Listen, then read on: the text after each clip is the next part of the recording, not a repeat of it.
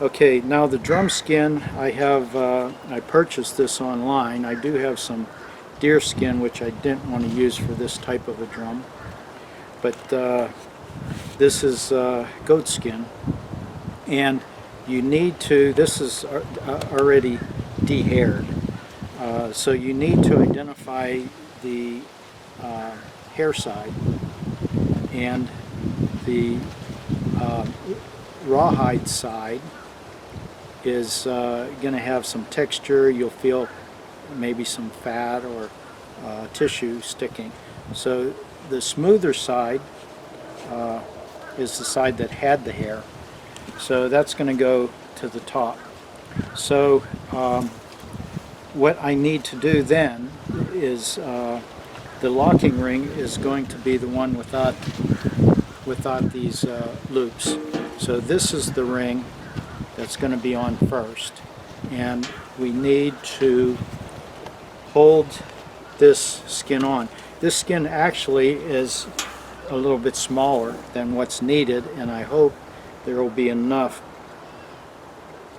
that it'll make it work. I only have about an inch sticking out on the exterior, so I need to hold this on onto the ring while I'm working, and while I put this on there. This should be, you should have about 2 inches sticking out on each side here. So the skin I had soaking in warm water for about an hour and a half, and what I'm going to do to hold this on is I'm going to take my X-Acto knife and punch small holes. Since I don't have a lot to play with, I'm going to make these cuts pretty close to the outside edge, and since I'm outside working, which is probably not that good because this skin is drying out pretty fast.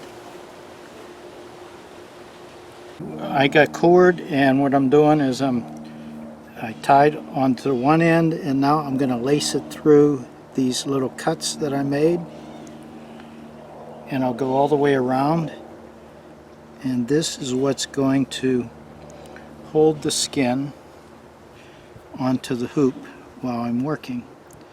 Now I'll probably have to go inside because the sun is drying. This is Florida sun. It's drying the skin too quick, and I want it moist while I'm doing all the work.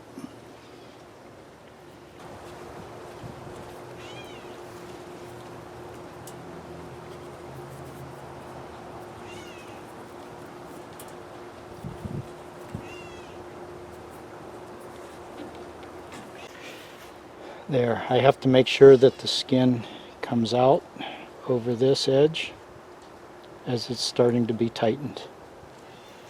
You can see how I tightened it up. Also notice that I am pushing it to its limit. This should be a 2-inch larger diameter skin to make this go a lot easier. Okay, that drum head that I just put on, I wasn't happy with it. So what I did is I took it off, and to take it off I loosened up all the cords, and you can see here I put all that slack. I had over 6 feet. I put it all back into the webbing, or the lacing, and this is saving me from having to restring the entire drum. Now if you have to change a drum head, you don't have to unlace the entire head. You can just loosen it up like I did here. Now what I did different, I'm still using the same skin, and what I did different is I changed the ring. I went with a smaller diameter ring and a little bit narrow of metal.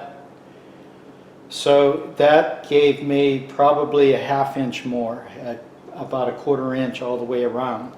Hopefully this is enough. Like I said in the beginning, I should have about 2 inches. So that would give me room to play. Now to get this drum head in here, what does work nice is this multi-strand ring. It's like a cable and it flexes and it won't weaken the hoop or the weld from flexing it. But there's not a lot of flexing anyway. So what you want to do then is feed this in, and it's a little bit of wrestling. You know, I got it out, so it should go back in. And we just nudge it and coax it and then reposition. Okay, now with this one, you can see that there is about a 1/2 inch of the hide sticking on the inside. So now I'm going to retighten everything the way we did before, and I should have some of the rawhide extended on the inside to where it'll have to be trimmed. Thanks for watching, my friends. Bye-bye.